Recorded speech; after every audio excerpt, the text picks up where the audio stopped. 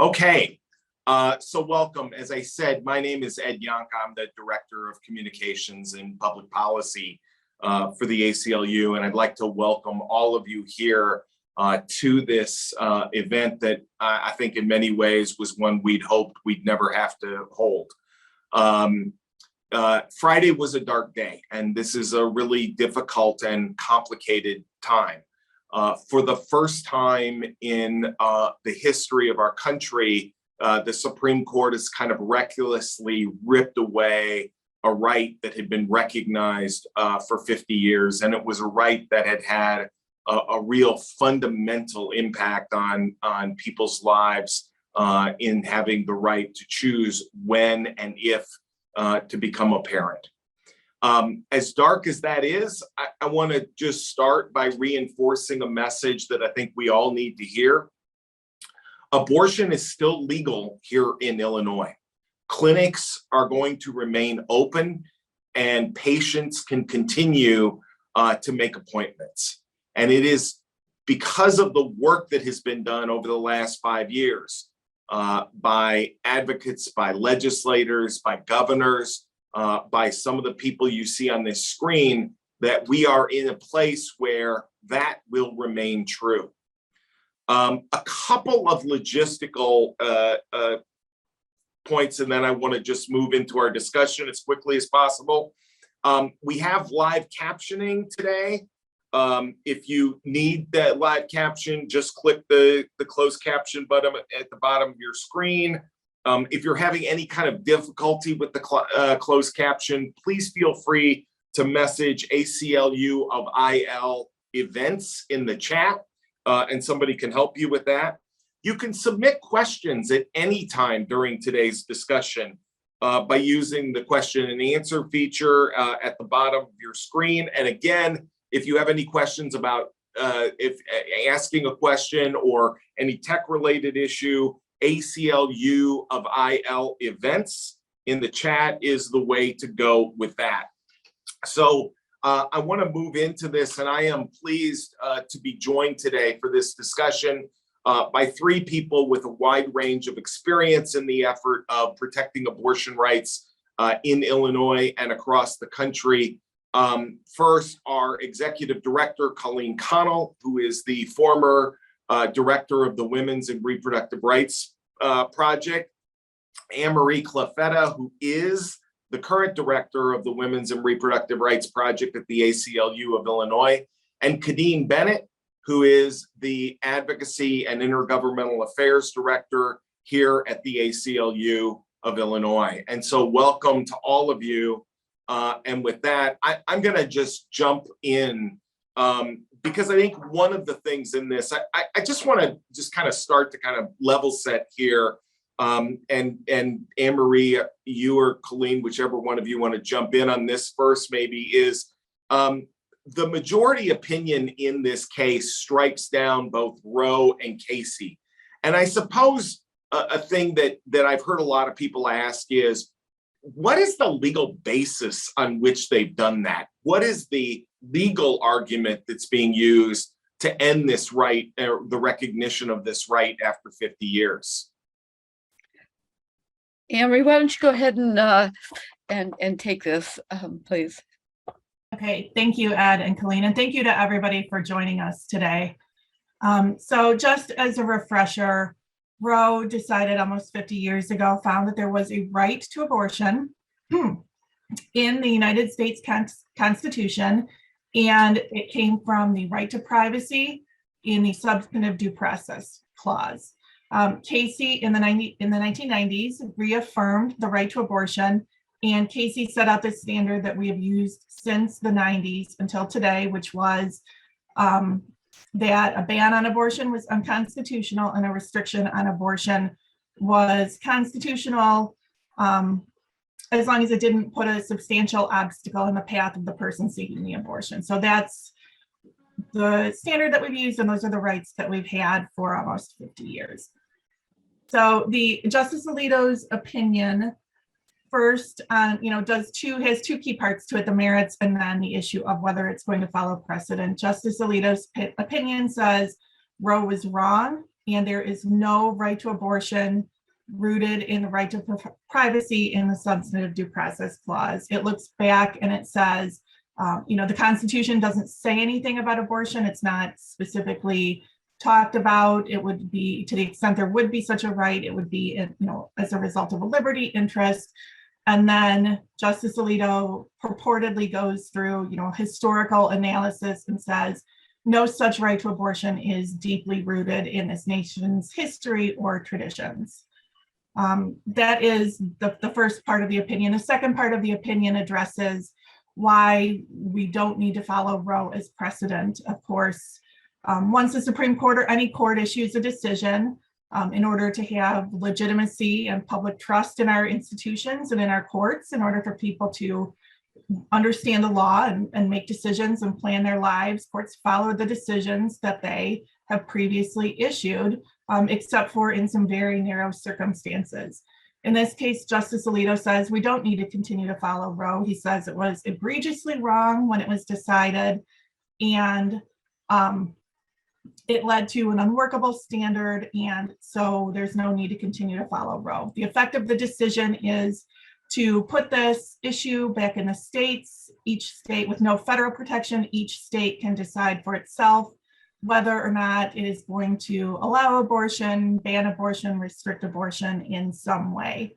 The standard that we'll now use going forward is whether or not a law regulating abortion has a rational basis. That's a pretty easy standard for a state to meet. If it's passing a law, states typically have the ability to pass laws about health and welfare. And, this interest in fetal life is enough to justify a law that a state might pass. So that's where we're at.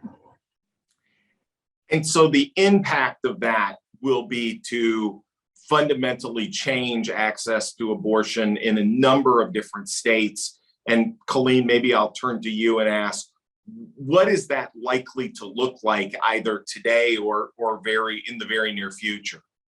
A mess, in a word. I think that we are in uncharted territory here, and just to underscore what Ameri said in terms of the flaws in Justice Alito's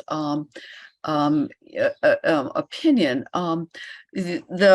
In so many ways, the Constitution, but particularly after the ratification of the 14th Amendment, was intended to create sort of a notion of fundamental rights that were recognized across all states and by the federal government. And so the kind of situation that we're in now, I think, is going to be a lot of uncharted territory, where a woman's right to make a decision about whether to have an abortion exists in Illinois, but does not or may not exist across the river in Missouri or in Kentucky or in Tennessee or in 23 other states in the Union.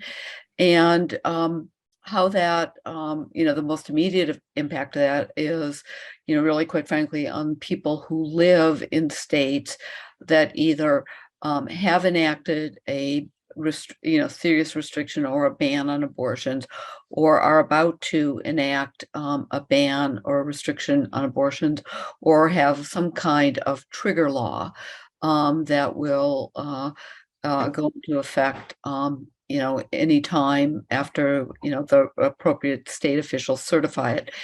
And so I think then we're really looking at increased challenges to people trying to exercise reproductive health care.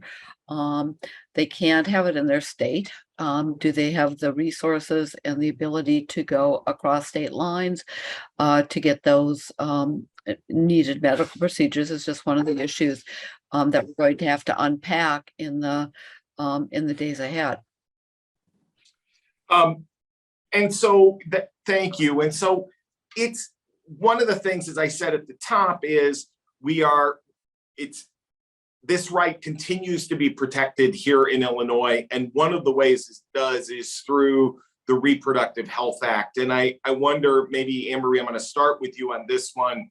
What is the RHA and sort of what does it do in light of what both you and Colleen have been talking about that keeps those protections in place? If I can back up, before we passed the RHA in 2017, we passed HB 40 here in Illinois, and that removed the trigger language so that in this unfortunate situation, we wouldn't revert back to pre-Roe bans or restrictions on abortion. So that happened in 2017. In 2019, that is when we passed the Illinois Reproductive Health Act, and that codified Roe into state law. So in Illinois, in state law, everybody has a fundamental right to make their own decisions about their reproductive health care. That includes abortion, that includes birth control, decisions about how to give birth, not just, using birth control, for example, but also to refuse birth control or to refuse reproductive health care. To finish up the series of legislation helping us prepare for the situation that's now at hand, we recently repealed Illinois' parental notice of abortion law. So between those three laws, we've removed the harmful laws off the books. We've codified Roe into state law. So no matter whether or not there's a federal constitutional protection, you still have a right in Illinois to this health care. And we have made it so that attempts to regulate abortion in Illinois have to be evidence-based, and they have to be in the best interest of the patient. So Khadine, I'm going to skip ahead a couple of steps here because this question keeps coming up both in the chat, the questions we got in advance. And for example, Lauren wrote a question and said that she's feeling helpless in the ability to help others. And so I wonder if you could start off down that road by just talking about, from your perspective, what people can do to respond to this moment and in this situation. So I think one of the first things that people can do is to donate to the folks who are on the ground, who are making sure that we have the rights in place, but to expand access in a meaningful way. So one of the things that folks can do is to donate to abortion providers. Kayla is going to put a link there. We see places like Hope Clinic where they're on the border and they care not just for folks in Illinois, but for folks who are coming from other states as well. They've been doing that for a while. And that consistent support is really important. I think donating to abortion funds is also really critical. There, again, folks who are providing care for folks who are in Illinois, who are not in Illinois, and it's sustained support. I know there's been folks who have been giving after the decision, but continuing to provide support and volunteering. And not just there are, abortion funds like the Chicago abortion funds, but there are also abortion funds in our surrounding states that Kayla will give links to. So Wisconsin, Indiana, Missouri. And those are places where it may be harder for them to have access to resources. So that's another place. Looking at our service providers. So for example, Midwest Access Coalition, they've been providing not just care in terms of getting an abortion, but also the other costs associated with them. So that kind of support is important. Places like Midwest Access Project, which provides and has for a long time training and support for medical students and folks who are providers who are interested in providing abortion care. Again, those are all of the things where we have rights in place, but there's a partnership that's needed to expand that kind of access. And I think right now, we're in, I think the day before the primary where people need to vote. I know for some folks, it feels like, why even bother? But, we've spent a lot of time institutionally and with partners passing these laws, like the RHA, House Bill 40, repealing PNA. We're in a place now where, as we've seen at the federal level, how important the Supreme Court is, it's also important at the state level as well. And our Supreme Court justices are elected positions. And there's a real threat that we will not have a pro-choice majority in the Supreme Court. So I think educating yourself about judges voting in this primary and voting in the general election. And if you are like, oh, I'm in a district where I know my senator is great, I know my House member is great, I think the lower level, so the other races are just as important. And then it's really important for you to mobilize your networks in places where it isn't a quote unquote safe district. And I think we can't be complacent and think that anything is guaranteed at this point. We have to be extra vigilant. And then the other thing I would say is to really use this time to thank our legislators who've consistently voted on the right side of these issues. Your support for them is really important because we don't get the RHA or House Bill 40 or repeal of the Parental Notice of Abortion Act if we don't have legislators and also an administration that's been strong partners in trying to make Illinois as protective as we can be. So Colleen, thank you for that, Khadine. Colleen, when you look back, look, you've been fighting this for a long time. You've been on the front lines of working to protect Roe, to put, and to create a fundamental right to abortion here in the state of Illinois. But when you look at what's going to happen in other places across the country, what's your biggest concern? Who's going to be harmed, and what does that world look like? Well, Ed, I think that it's unfortunately going to be the people who suffer the most when there's any kind of, bad law enacted or restriction upheld by a court. And it's basically, sorry, my co-counsel are sort of amplifying their concern. I mean, really, it's young people, it's low-income people, given the the systemic challenges of our society regarding race and regarding economic justice, people of color. And I think that we are going to just see that will in some ways look more like the United States of the 1950s and 1960s, for many years, where affluent people have access to abortion care or other types of medical care because they can afford to go across state lines, or they can afford the kind of legal counsel that is going to assure that they continue to have access. And so again, this law, the Dobbs decision is going to hit hardest young people, low-income people, people of color, and it's going to affect more of them in these hostile states than in the states like Illinois that are havens for reproductive health care. And I think just to echo Colleen's point, there are folks who've been vulnerable, they'll be more vulnerable. But I think for people who felt that they do have the resources to protect themselves, to travel to another state, Colleen mentioned before, we're in the world of the unknown, where because of all of these laws passed by other states, we are still wrapping our brains around how exactly will those things be rolled out? What does it actually mean to have a state enforce one of their bounty hunter laws? So I think it just creates a lot of harm in terms of even with confusion and misinformation. I'm glad, Ed, that you started off with Illinois as a state where the clinics are still open, providers are providing care, but there is still going to be a lot of confusion and misinformation that we need to continue to amplify that message about what we're able to provide here in Illinois and for folks who are able to come to our state. And then there are some places where we don't have control in terms of what happens when they go back to their home state. So these are some of the complicated things that we're struggling with in terms of how do we provide protections for folks in a scheme that we've not experienced before.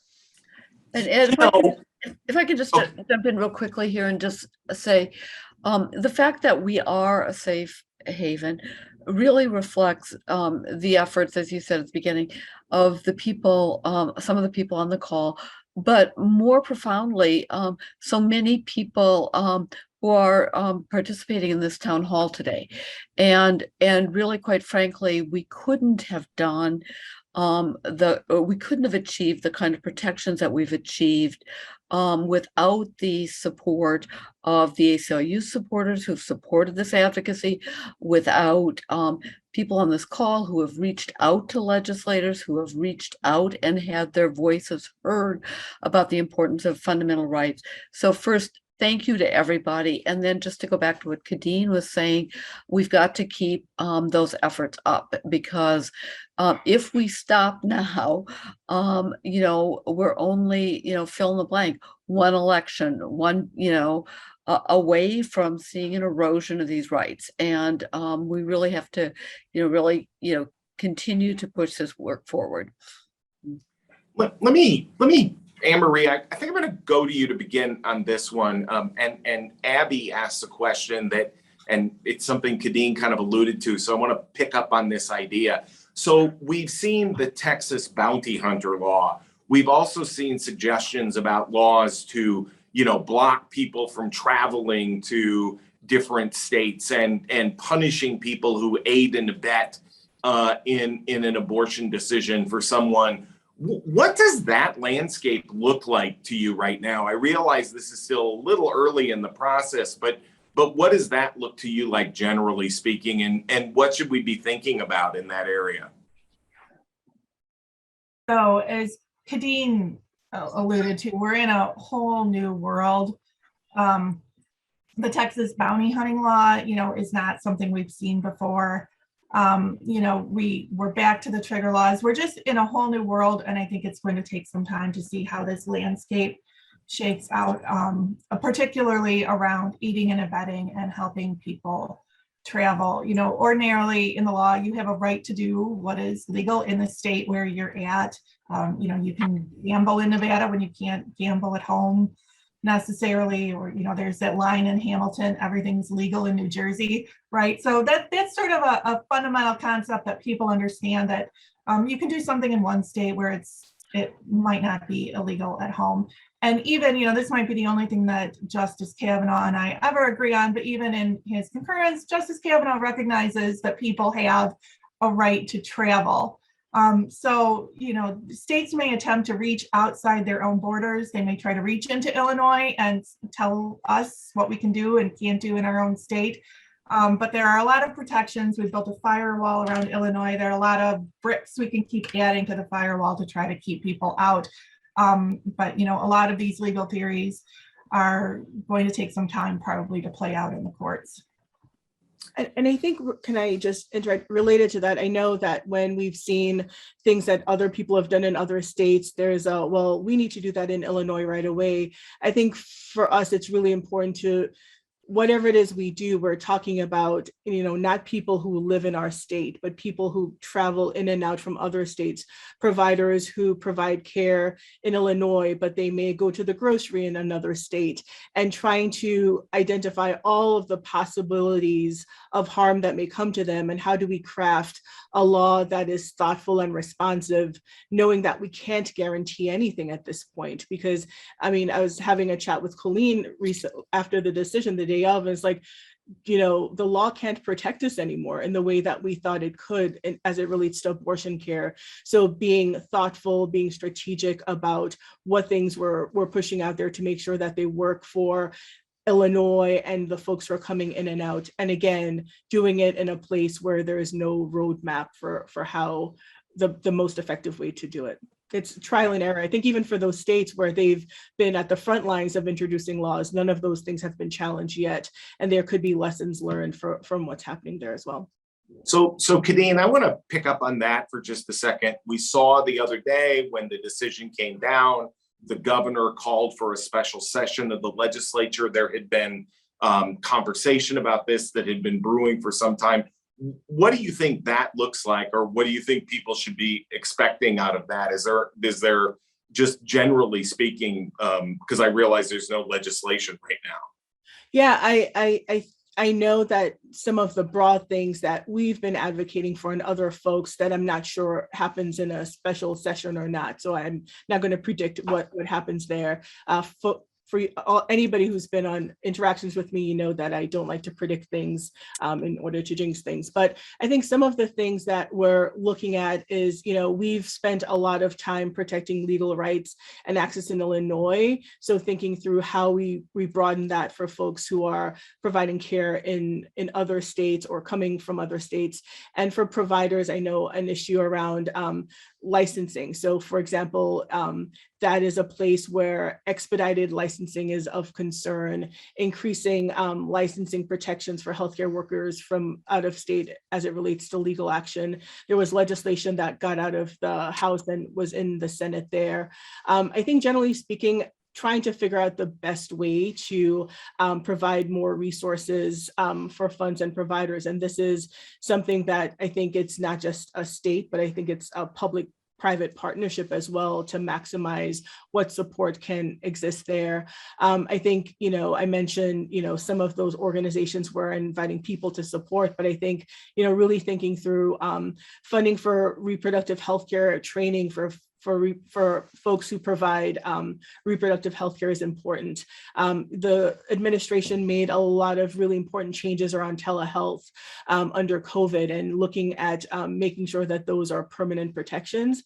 And I think in terms of the timing, in order for things to be effective immediately in the General Assembly, especially in a special session time, you need a supermajority in both chambers. And if you don't have a supermajority, it doesn't go into effect until June of next year. So I think there are lots of both procedural things, trying to figure out like it's almost like triaging what things need to happen right away. But we've spent a lot of time talking to providers and other folks about the universe of things that are needed. And it's about assessing when we can get those as soon as possible, but doing it in the most responsible and responsive way that we can. So Colleen, Ameri touched on the concurring opinion by Justice Kavanaugh and his recognition of the right to travel. I would just mention, I thought he also said that Roe was decided law, but I could have been confused because I'm not a lawyer by training. But the other concurring opinion that obviously is captured a lot of people's attention is Justice Thomas's opinion, in which he has some things to say about other rights that could well be implicated by this decision, despite the fact that Justice Alito says that they don't.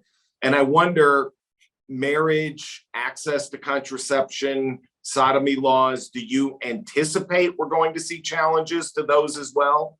Yes, I do. I think that Justice Thomas's concurrence is both a roadmap and an invitation to the miscreants out there who want to completely strip away fundamental rights for people to make decisions about birth control, about same-sex relationships, about who to marry, and quite frankly, the range of other just, individual autonomy rights that allow each of us, or have heretofore allowed each of us, to really, define our own place in the universe, to go back and pick up some language from Casey. And I don't for a moment believe Justice Alito, who wrote the majority opinion, when he said, oh no, we're really only talking about abortion, because the jurisprudence, the doctrines that underlie Roe are exactly the same legal doctrines and legal cases that underlie the right to contraception, ultimately found a right for consenting adults to engage in sexual relations, and ultimately upheld the right of individuals to have same-sex marriages.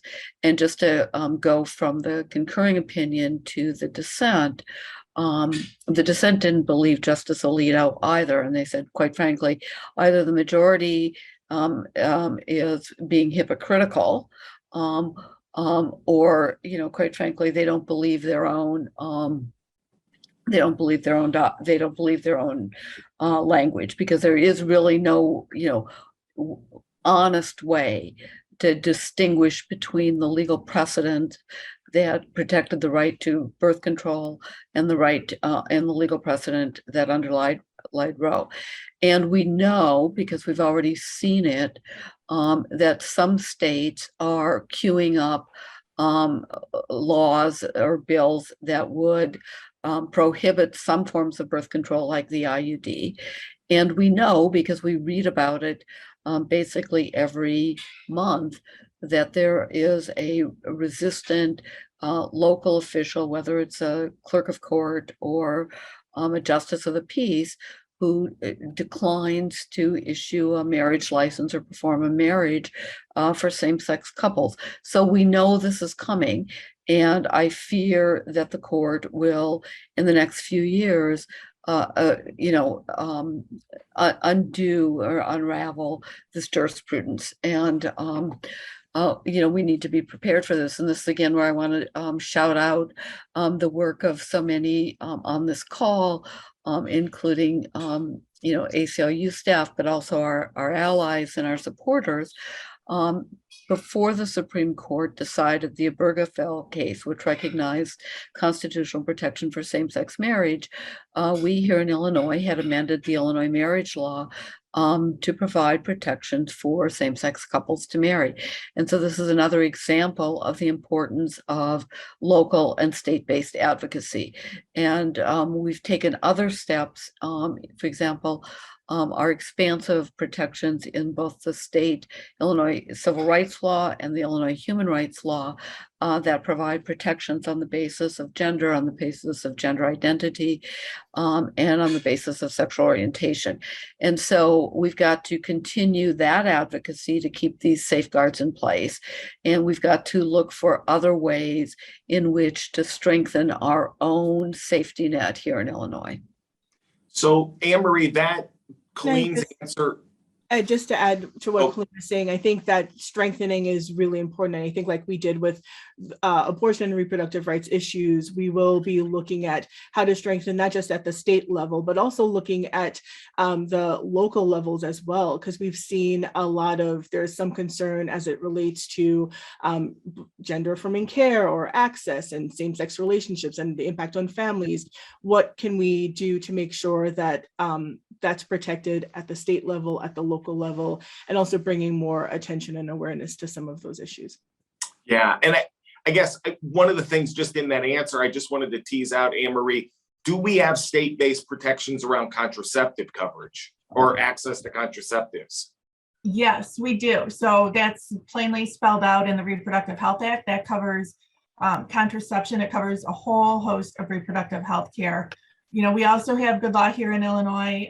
Insurance covers contraception. You can get 12 months of insurance, 12 months of contraception for birth control pills. So, we do have some very strong protections in state law.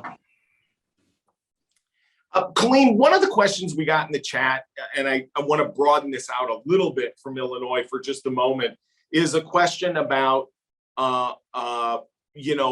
what the ACLU is doing nationally to confront this. We're obviously talking a lot about Illinois, but we're part of a national organization.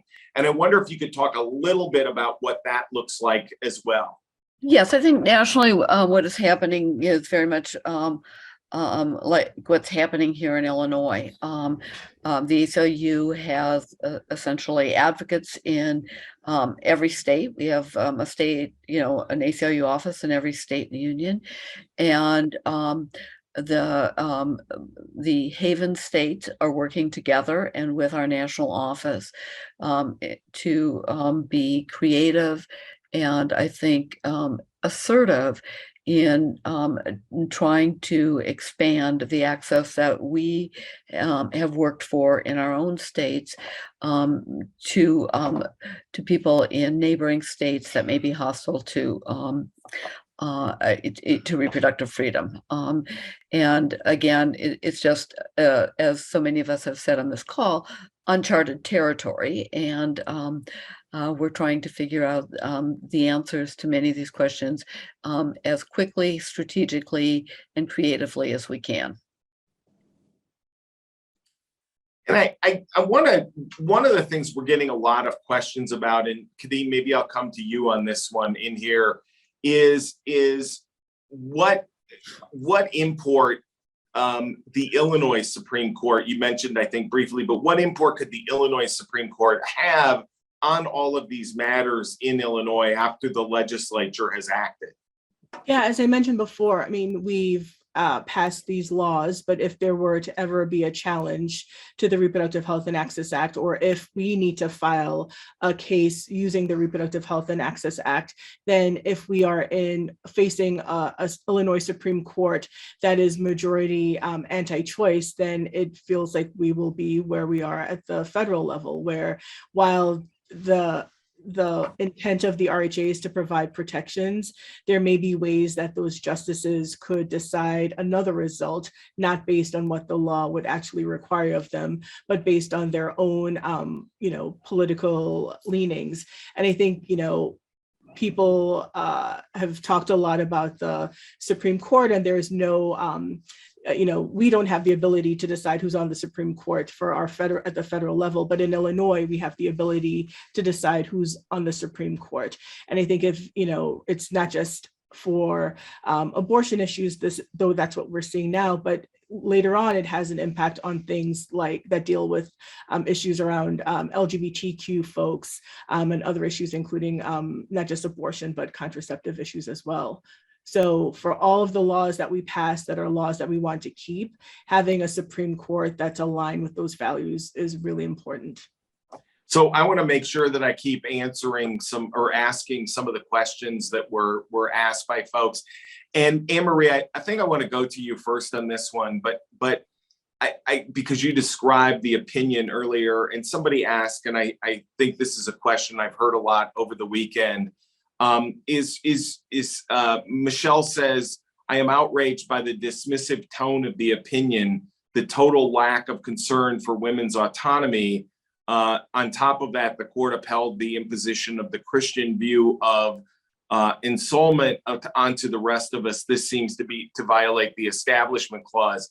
I don't know if you want to tackle the Establishment Clause piece, but what do you think of the issue about sort of the disregard or disconcern for or lack of concern for women's autonomy? I mean, the tone of this is horrible. I think that to the extent that we're not outraged just by the dismissive tone and, and the nature of this and the disregard for, women, and we say women, but,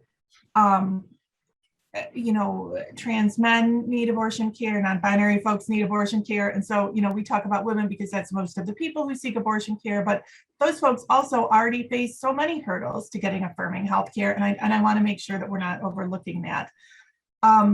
But, there is just a real disregard in the tone of the opinion and the analysis of the opinion and what this means for the role of women in our society. Yeah, and I could talk all day about that. And I think the only reason that, I think the only thing that the draft did was maybe a little bit to how I felt about the language in there. We had talked recently about the repeal of parental notice, and one of the things that always struck me working with the young people that we saw through the judicial bypass process was, I would always, in preparation for the hearings, ask young people, why is it that you've chosen abortion? You'll need to explain that to the judge, and they always would talk about, they want to continue their education. They are looking forward to pursuing a career. They want to have a family one day when they're ready, and they want to be able to do that when it's right for them. And, this decision really strikes at the ability of people to chart their own course. It's so devastating, and it's so harmful for people across the country, particularly people who are already facing so many other struggles right now. I'm not even sure if I answered your question, but I think it did. And I think, despite some talk we heard over the weekend on one of the Sunday morning shows, I think it's not likely that we'll see more policies that support parenting come from the federal level in the wake of this, despite forcing people to carry a pregnancy to term. Also, and to be very clear, the states that are banning abortion are states where maternal mortality rates, especially for Black women, are terrible. Social policies for families are terrible. There's no paid leave. We can't even keep baby formula on the shelves in this country right now. So, there are a lot of things going into there that are so hard for people raising families right now in this country. And this just, adds to the pile. I think related to that, Ameri, I think in terms of what we can do in Illinois that expands access, I think for folks who are deciding to carry pregnancies to term, I think, we've been part of a coalition led by Shriver and Women Employed around paid leave and paid sick leave. I think those are initiatives that we need to support as much as we support access to reproductive rights, because those are all things that are pretty critical for folks who, if we want them to have full autonomy to make decisions about their care. I mean, things like childcare costs. I don't have kids. I hear from my friends who do that it's super expensive. So thinking broader in terms of what we think about as the protection support laws that are needed in Illinois to really achieve full access to reproductive decision-making. So I want to tick off a couple of these other questions. And in this, some other people have been sharing. Khadine, I wonder if you could talk a minute, because you were talking about the importance of the Illinois Supreme Court, but there are groups outside of the ACLU, since we don't recommend candidates, aren't there groups that assess, judicial candidates' views on whether it's abortion or just their competency in other ways that people can refer to in order to be able to decide how you vote on that long, complicated judicial ballot? Yeah, so I would suggest people look at the Illinois State Bar Association. They have their own list of candidates, partners like Personal PAC, Planned Parenthood. They have their list of potential folks. And I think I saw in the chat someone shared a link as well. So those would be places that I would suggest people take a look at. Ameri, one question, a really good question here is, what is expected of employers? And I think maybe we'd be well served to kind of start in Illinois, at least on this question, because I think that's something we probably have a little bit more surety and certainty about. So one of the other things that we did with the Illinois Reproductive Health Act was to require private insurance coverage of abortion care. So if someone gets their insurance through their employer in Illinois, and it's the type of plan that is subject to Illinois state law, then they should have private insurance coverage of abortion care, and that's a really important thing. So one thing people can do is they can ask their employer, do you cover abortion care? Some employers are not governed by that law. They set up their own system of insurance, and people can ask their employer, do you cover abortion care? And if not, why not? And, that's something, again, we talk about this as a women's issue, but that's something, every man listening to this call today can ask their employer if they cover that. We're also seeing in many of the hostile states, we're seeing large companies talk about how they're going to provide travel expenses for their employees who may need to travel outside the state for abortion care. So that's not something, we need to see here in Illinois, but that's something that is happening elsewhere as well. I think some of the same legal issues we've talked about in terms of aiding and abetting may have to be worked through in those states as well for those employers. And if I may just highlight, Ameri in the chat mentioned Injustice Watch is another resource, so just wanted to flag that as well.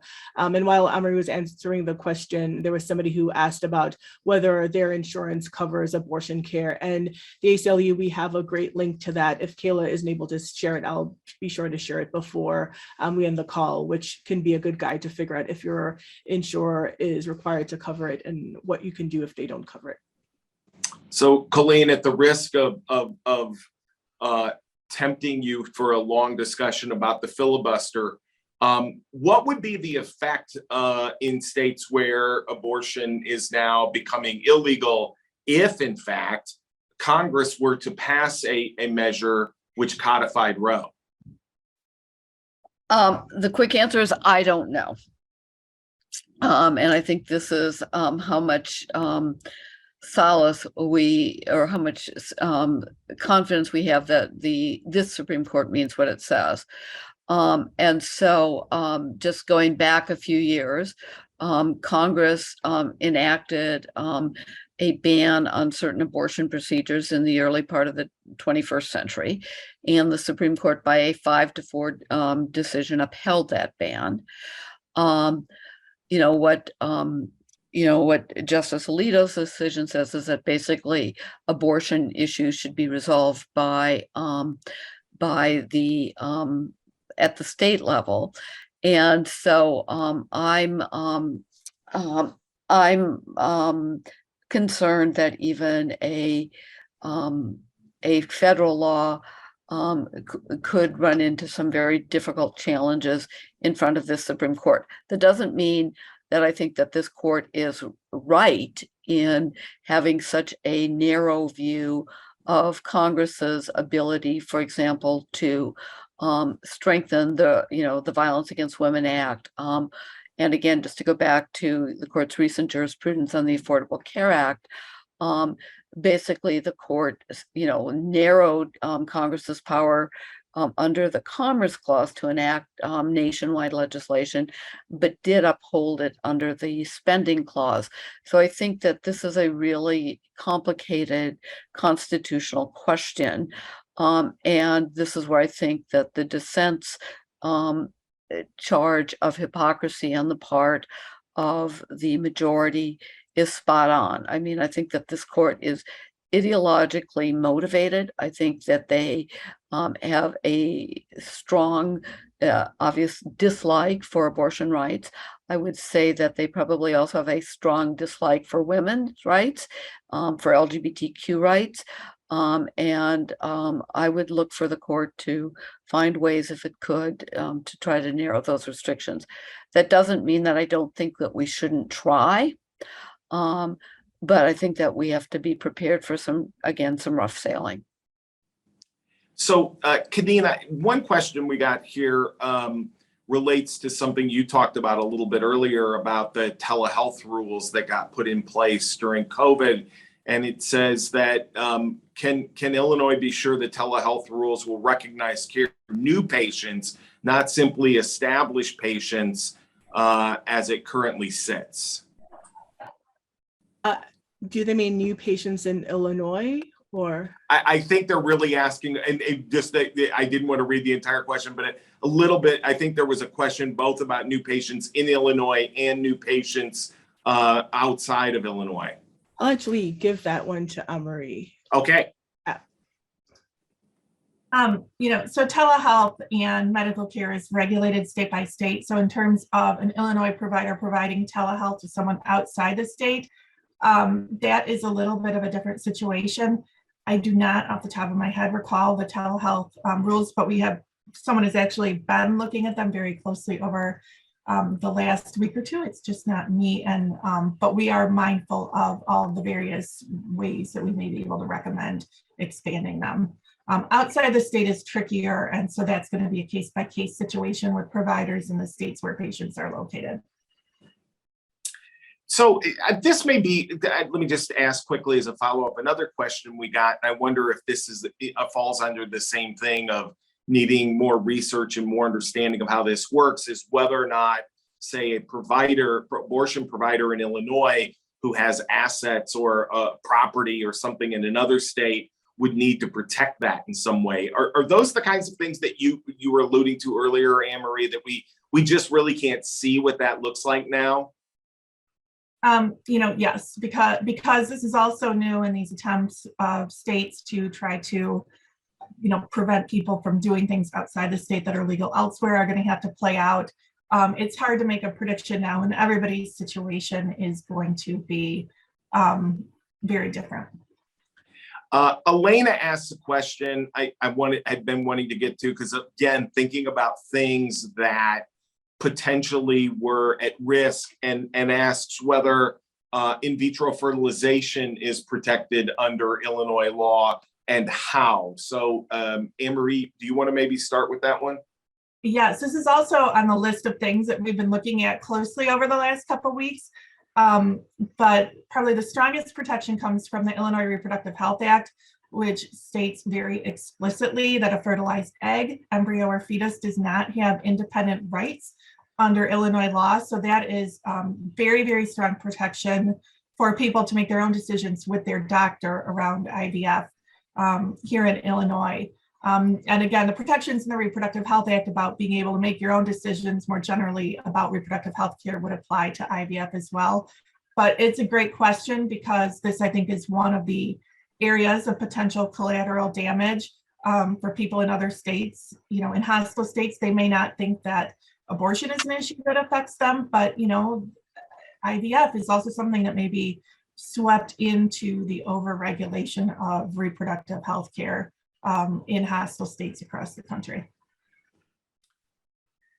So there's a point that we've sort of talked about it at, you know, in a number of different ways, but I guess I just want to come back, you know, over the last several years, I think especially in the wake of the 2016 presidential election, the ACLU has often made this case for, quote, voting like your rights depend on it.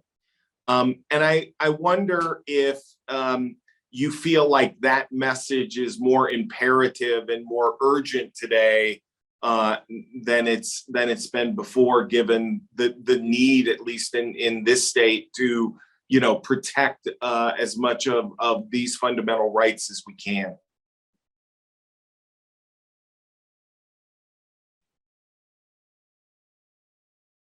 So I think the answer is yes. And it's probably one of the few questions I can give a quick answer to, but yes, people should vote like their rights depend on it, because they do. And that is where we really have to start and continue to keep our eye on that as a fundamental way in which each of us, I think, has a responsibility to both act and make a difference.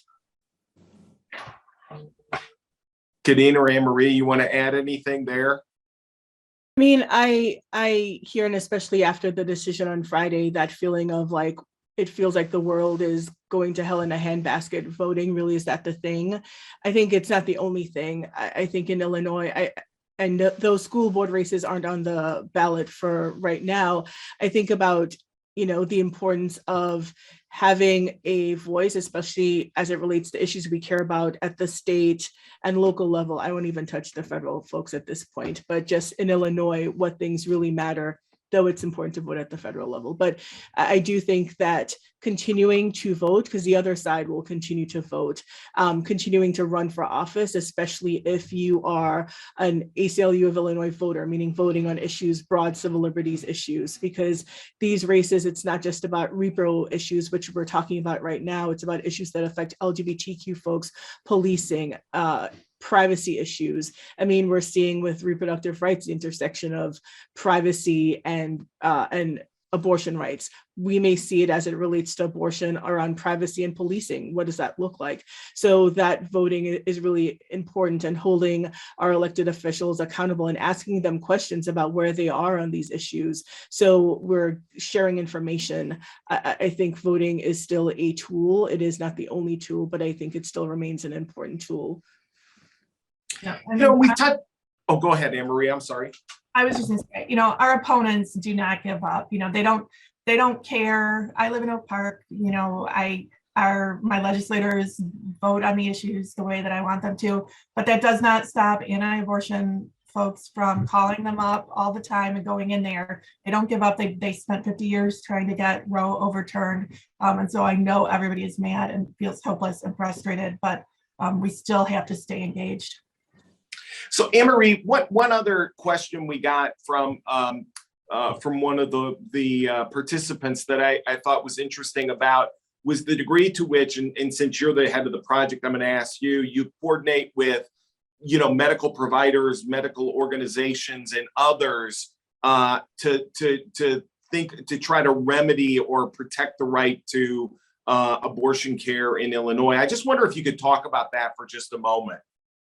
Yeah, and this, I think, touches back on your question about providers protecting their assets, because, you know, I think that the abortion providers in Illinois are doing a lot of things right now, and they are on one hand, you know, worried about their own personal risk, but they are really, really worried about how they are going to serve patients and how they can meet the demand that they are now going to see and make sure that the people who are coming to them can get care.